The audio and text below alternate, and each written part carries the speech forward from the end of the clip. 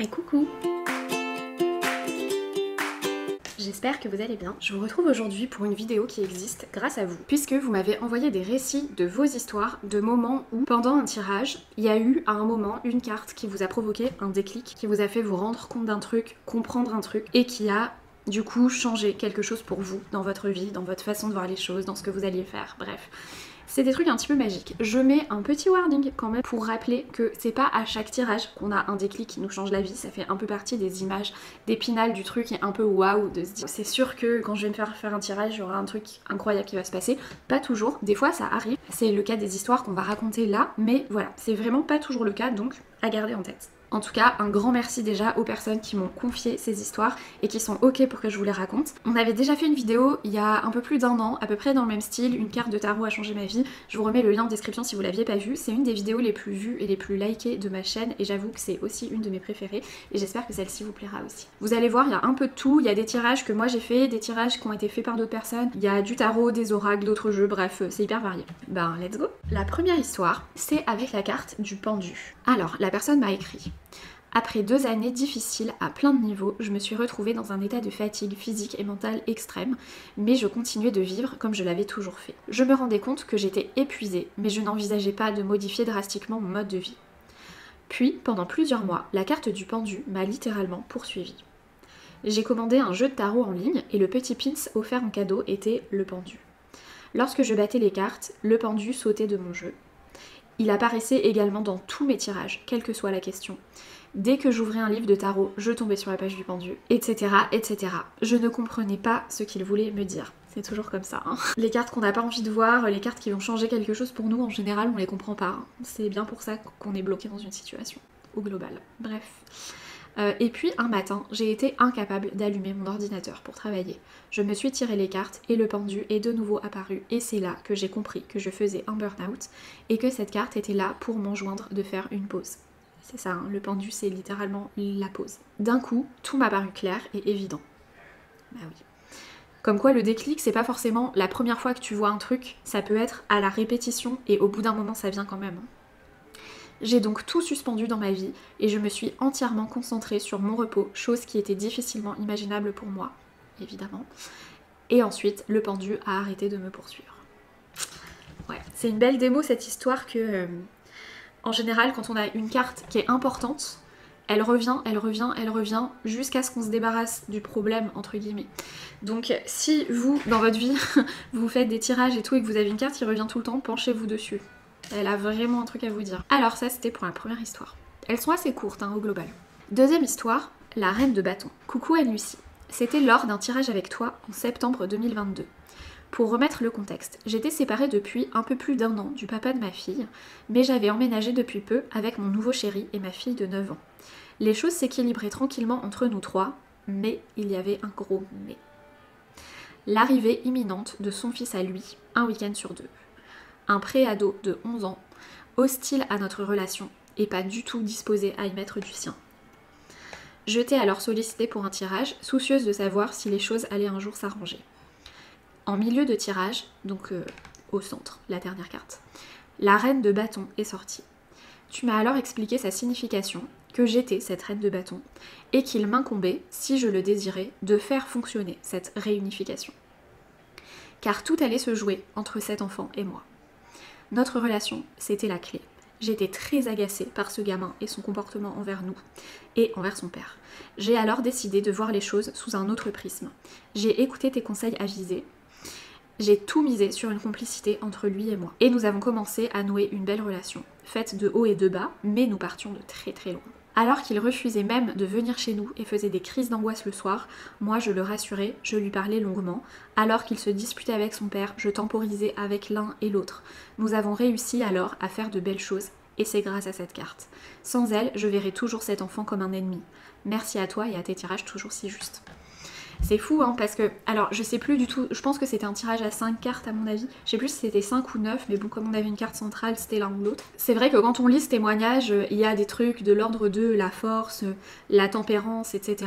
Si ça se trouve elles étaient dans son tirage, ces cartes là, je sais plus, mais c'est drôle que ce soit cette carte là qui l'ait marquée, en fait cette carte qui est un personnage de cour, donc qui est un personnage physique, une personne, donc là en l'occurrence elle, c'était vraiment une carte qui disait c'est pas un truc passif, c'est pas un déclic, c'est pas un machin, en fait c'est une attitude à adopter et c'est une personne physique qui va pouvoir résoudre le truc.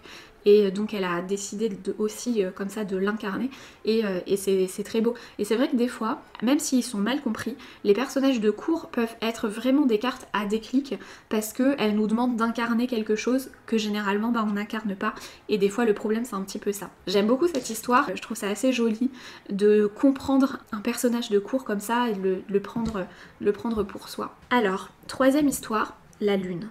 Malheureusement, ce n'est pas forcément joyeux. Mais cette carte a changé ma vie quelque part, dans la douleur et pour le mieux. C'était lors d'un tirage annuel avec toi, dans lequel, sur un mois de l'année, j'avais la carte de la lune. Tu m'annonçais quelque chose comme un secret de famille qui se dévoilerait et qui serait en lien avec la féminité. Ma sœur a effectivement annoncé ce mois-ci qu'elle avait été victime de violences sexuelles intrafamiliales. Ça a été un gros choc émotionnel, mais aussi le début d'une libération de la parole si nécessaire.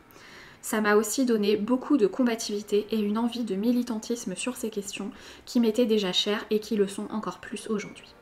Ce tirage était juste, dans le sens où il annonçait ce secret, donc sans dire exactement ce que c'était, mais bon. Le timing était là et la thématique au global, mais aussi en retour, tu y voyais de la force, de l'amour et une famille heureuse. C'était bien le cas. En traversant tout ça, nous sommes encore plus unis comme sœurs et unis dans ma famille et ça j'en suis très fière. C'est fou, franchement moi, ça m'avait beaucoup émue et je me rappelle très bien de ce tirage. C'était à l'époque où je faisais encore des tirages annuels en visio. Et donc on se voyait, on se parlait. Et je me rappelle très bien du moment où en face à face j'ai dû lui dire ça. Et voilà, qu'il y aurait vraiment un truc qui allait pas être facile. Et bon, c'était, je pense c'était 9-10 mois avant. Donc bon, évidemment sur le coup on se dit, bon je vois pas du tout ce que ça peut être, mais ok. Et c'est fou. Donc c'est pas spécialement voir la carte qui a été un déclic pour elle, mais ce que cette carte annonçait au moment où elle l'a vécu, ça a actionné tout un mécanisme, ouais, tout un truc nouveau en fait au sein de leur famille. Il était tellement fort ce tirage, ça fait au moins 2-3 ans, mais je m'en rappelle de ouf. Quatrième histoire, la mort. Il y a plusieurs années, un peu après Noël, j'ai calculé ma carte annuelle pour l'année à venir et je suis tombée sur l'arcane de la mort. Cette carte ne m'a pas du tout parlé. Tu m'étonnes. Dans ma pratique personnelle, je considère grosso modo que la mort nous parle d'un grand changement de vie réfléchi et volontaire. Et je l'oppose à la maison Dieu, donc la tour, qui pour moi est un changement de vie subi, quelque chose qui nous tombe sur la tête et nous oblige à une grosse remise en question. Oui, en général, la tour, il y a un côté changement de vie. Alors des fois ça peut être effectivement quelque chose qui nous tombe dessus, mais des fois ça peut être aussi quelque chose qu'on comprend et ensuite on initie les choses. J'ai pas une vision aussi tranchée de ces deux cartes, mais grosso modo, enfin je suis quand même d'accord avec ce qu'elle dit. Bref, c'est pas la question. Donc à l'époque, je me sentais coincée dans une situation compliquée, bloquée, sans porte de sortie. Du coup, j'aurais pu imaginer pour l'année qui s'annonçait un grand changement de vie, probablement douloureux, me tomber sur le coin de la tête, avec la tour par exemple, mais pas du tout un changement de vie que moi j'aurais initié, comme avec la mort. En fait, je n'aurais pas su par où commencer. Ça me paraissait impossible, je pensais que ma situation était sans issue. Il y a toujours une issue. Pendant plusieurs mois, je me suis donc demandé ce que voulait dire cette carte. Je me suis même dit que calculer sa carte annuelle, c'était n'importe quoi. Petite parenthèse, si vous savez pas ce que c'est, j'en ai fait une vidéo. Je vous remets le lien dans la description si vous voulez calculer la vôtre, même si on est à la fin de l'année, mais j'en referai sûrement une pour l'année prochaine. Bref, on reprend. Et puis, à la suite d'une énième difficulté, j'ai regardé cette carte et j'ai eu le déclic. Au lieu de me débattre dans cette situation, j'habitais dans une ville très chère, j'avais du mal à supporter certains aspects culturels du pays dans lequel je me trouvais, mon travail ne m'intéressait plus, ma vie amoureuse était compliquée, etc. J'ai décidé de tout quitter. Mon pays d'expatriation depuis 15 ans, mon mec, mon appart. En quelques mois, j'ai fait table rase, je suis rentrée en France alors que je pensais l'avoir quitté définitivement 15 ans auparavant. Avec le recul, je me rends compte que cette année-là avait été une année représentant parfaitement le message de la carte de la mort. Mais il aura fallu ce déclic en regardant cette carte pour trouver enfin ma porte de sortie et initier tous ces changements. Sinon, merci beaucoup pour tous les contenus que tu partages, je te suis avec grand plaisir. C'est trop gentil, merci. Mais du coup, elle, c'est rigolo parce que c'était pas un tirage. C'était une carte annuelle qu'elle a calculée comme ça. Et qui, dans l'absolu, très certainement, lui parlait pas. Jusqu'à ce que, physiquement, elle la regarde. Ça, je trouve ça assez intéressant. Ça peut être un truc à tester. Si jamais, vous avez une carte annuelle, par exemple, que vous n'avez pas comprise, ben... la prendre, se l'exposer par exemple quelque part chez soi, la regarder, des fois ça peut provoquer quelque chose. C'est incroyable, hein, c'est rigolo. C'est vraiment très différent des autres histoires. J'essaye de me mettre dans sa tête, mais j'imagine qu'elle a regardé la carte et qu'elle s'est dit peut-être c'est le moment pour moi de renaître. Vraiment, j'ai beaucoup aimé cette histoire-là. Alors ensuite, on va passer à l'histoire numéro 5 et il y a 2 histoires dedans. Elle m'a dit « Coucou Anne-Lucie, j'ai 2 histoires à vrai dire, une positive et une négative. » On va commencer par la positive. Je vous cite pas les cartes parce que c'est avec le Béline, qui est un jeu qui est très connu, mais que je ne connais pas, enfin que moi je possède pas. Alors, la première a eu lieu il y a 14 ans. Je remets un peu le contexte. Fraîchement célibataire, après une relation longue, j'étais hyper bien seule, je m'éclatais. Ma copine Sandra me tire régulièrement le Béline, et pendant tout l'été et à la rentrée, j'ai le même tirage, mais vraiment. Elle me tire 3 cartes. L'homme, la destinée et l'amour. C'est clair qu'on voit le lien. Elle me disait que je le côtoyais déjà, donc l'homme en question, que ce serait un bouleversement dans ma vie, que je ne pouvais y échapper, que c'était ma destinée. Bon, c'est pas moi ma façon de tirer les cartes, de lire les cartes, je trouve que c'est un peu fataliste, entre guillemets, mais bon, là c'est son histoire et c'est comme ça. Donc ces cartes revenaient, ces 3 cartes, mais tout le temps. J'allais de temps en temps à des matchs de hockey pour voir jouer mon beau-frère, et je croisais régulièrement Nico, mais sans lui prêter attention. Et un jour, il m'envoie un message. On s'est retrouvés un soir à la patinoire. Et une belle histoire d'amour est née, cela fait bientôt 14 ans qu'on est ensemble, donc ces 3 cartes du Béline ont eu raison et en effet changé ma vie. Bon, c'était pas vraiment un déclic, mais si sa pote lui avait pas tiré les cartes et qu'elle avait pas entendu ça, peut-être qu'elle aurait pas fait, peut-être qu'elle aurait dit non. Donc je trouve ça quand même assez, sympa. Ensuite, deuxième histoire, qui s'est passé quelques mois après. Toujours avec cette fameuse Sandra, qui m'a fait découvrir le monde ésotérique. Moi, j'ai de suite été attirée par les cartes, et en l'occurrence le Béline, donc je m'en suis offert un. Tu m'étonnes, le tirage quand même qui te dit que tu vas rencontrer l'amour de ta vie, machin, et que le truc il s'avère vrai, t'as envie de t'en acheter un et de tirer, tu te dis putain ça marche de ouf quoi. C'est clair. Alors, j'ai fait quelques tirages, mais très peu. Et mon compagnon, donc le fameux Nico de la patinoire, on comprend, me demande de tirer les cartes pour son grand-père. Je n'étais au courant de rien à l'époque et je l'ai fait sans me protéger, j'y suis allée franco, j'ai vu la mort de celui-ci, beaucoup de douleur. Je précise là, donc elle dit qu'elle savait pas que ça se faisait pas de faire ça, mais en fait c'est juste tout ce qu'il faut pas faire. Hein. Ne refaites pas ça à la maison. Faire un tirage sur une personne absente, non consentante, c'est non. Faire un tirage qui parle de santé et de mort, c'est non. Donc là peut-être que c'était pas la question, mais faire un tirage pour une personne âgée, quand tu dis que c'est mon grand-père, tu sais qu'il a pas 25 ans, enfin je veux dire, ça va un peu de soi quand même que un tirage pour un grand-père, la santé et la mort, bref, ne faites pas ça. Alors, 1 heure après ce tirage, je me suis bloqué le dos assez violemment, tu m'étonnes, et son grand-père est en effet décédé 2 mois plus tard après beaucoup de souffrance d'un cancer. Je n'ai plus jamais voulu tirer le Béline, je m'en suis débarrassée. C'est un épisode qui m'a beaucoup marqué et qui a mis 13 ans à cicatriser. Tu m'étonnes. Elle est un peu badante cette histoire, mais je trouvais intéressant de la laisser en mode warning, un peu, pour rappeler tout ce qu'il faut pas faire. Et le Béline, alors moi je l'ai pas, je m'en suis jamais servi, mais il est réputé pour être un jeu vraiment cash, pas tendre du tout, pas facile, donc faire des trucs qu'il faut pas faire en plus avec ce jeu, c'est vraiment dangereux quoi. Donc histoire numéro 6, c'est avec une carte d'oracle inconnue, mais c'est pas ça le principal. Coucou Anne-Lucie, voici le récit de l'énorme, avec plein de O, énorme déclic que j'ai eu après un tirage et qui a changé beaucoup de choses dans ma vie. C'était en 2019, je commençais tout juste à m'intéresser à la cartomancie, je découvrais un peu ce monde magique sur les réseaux sociaux, et une cartomancienne que je suivais sur Instagram faisait quelquefois des lives de tirage de cartes. Il y avait peu de monde sur le live, alors j'ai décidé de me lancer. Je ne me rappelle plus la question que j'avais posée, et je ne me souviens pas de la réponse entièrement, mais elle me donne 2-3 infos pertinentes, puis sort une carte d'oracle et me dit que c'est trop intime pour en parler devant d'autres personnes et qu'elle continuera en DM avec moi après le live. Elle m'explique, avec d'autres détails, qu'il y a une personne dans mon entourage dans le passé qui a été toxique. En 2019, on utilisait un peu moins le mot toxique que maintenant, c'est vrai qu'il est un peu sorti à toutes les sauces. À ce moment-là, je bug littéralement et je comprends qu'il s'agit d'une relation amicale qui était super malsaine. Enfin, tout faisait sens et j'ai pris conscience de quelque chose d'assez énorme. Alors j'ai pas les détails, hein, elle m'a pas raconté la relation, le truc, mais voilà, ce qui compte c'est le résultat, même si je sais que vous êtes des grosses commères. Je n'étais plus en contact avec cette personne depuis 6 ans, je l'avais rayée de ma vie, mais j'avais toujours une certaine rancœur de tout ce qu'elle m'avait fait. Là, j'ai senti une compréhension totale de ce que j'avais vécu, on mettait des mots dessus enfin. Pour pouvoir libérer vraiment cette rancœur, j'ai eu besoin de pardonner. Alors j'ai écrit une pièce de théâtre pour raconter cette histoire et pour la jouer, pour pouvoir parler de ce type de relation et d'à quel point ça peut être dangereux, particulièrement pour des ados en pleine construction d'eux-mêmes. Donc, en plus d'être un déclic, ça a aussi été un moteur pour le partager et m'en libérer parce qu'après ça, ce gros poids est vraiment parti.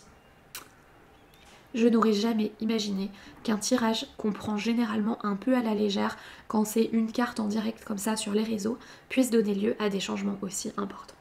Et oui, c'est vrai que on accorde généralement vachement de crédit et de valeur aux choses quand elles sont payantes, ce qui d'un côté peut sembler logique et normal, sauf que en fait c'est comme ce que je vous disais dans la vidéo sur les blocages dans le tarot. Des fois, on a l'impression qu'un tirage à une carte, c'est nul. Pas du tout. Un déclic de ouf, il suffit d'une carte. Une carte, ça peut tout changer. Une carte, si elle est gratuite, ça peut tout changer. Même si c'est un live sur Insta, etc. Si la personne, c'est son métier et qu'elle sait un peu ce qu'elle dit, ce qu'elle fait,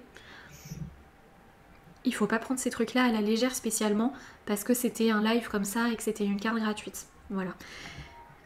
Et j'ai tellement d'exemples. D'ailleurs, il faudrait peut-être que je fasse... si un jour j'ai assez de matière qui m'est envoyé une vidéo dédiée à ça, mais c'est vrai qu'au compte-gouttes, on m'envoie tellement de retours sur les tirages gratuits en story du jeudi où c'est juste une carte comme ça, mais des gens qui me disent vraiment des dingueries quoi. Oui, les trucs en live, les trucs en story, les trucs gratuits, les trucs à une carte, même si c'est un oracle, n'importe quel jeu, ça peut faire des trucs de ouf, évidemment. J'aime bien cette histoire, je trouve ça assez chouette. Et déjà, la dernière histoire. Alors, voici mon témoignage déclic. J'ai fait un tirage avec toi il y a environ 1 an et demi. Je te demandais si c'était une bonne chose que je quitte la personne avec qui j'étais et si j'allais retrouver quelqu'un. Les cartes qui étaient ressorties concernaient plus le mental que le cœur et il y avait la carte du pape.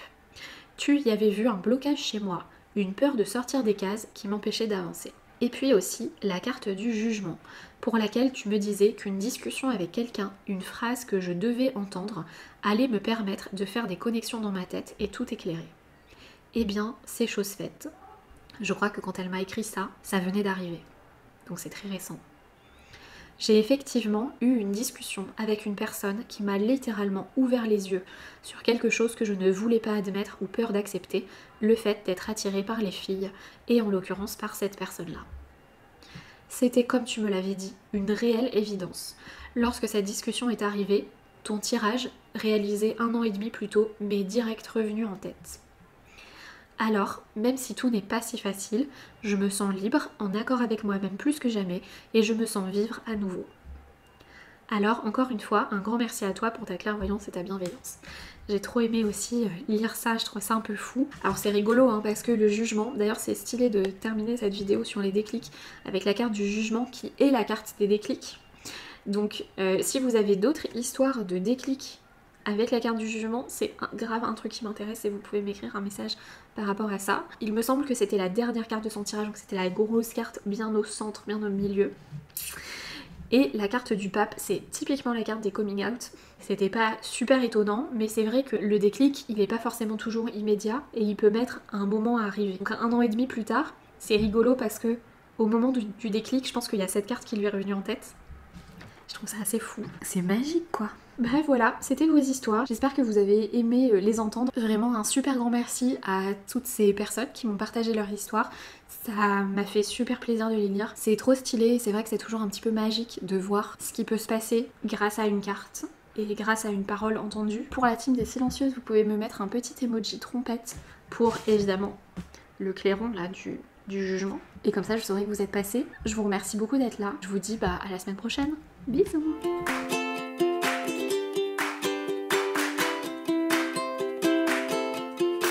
Under the palm trees of Nice, you'll find a family of three.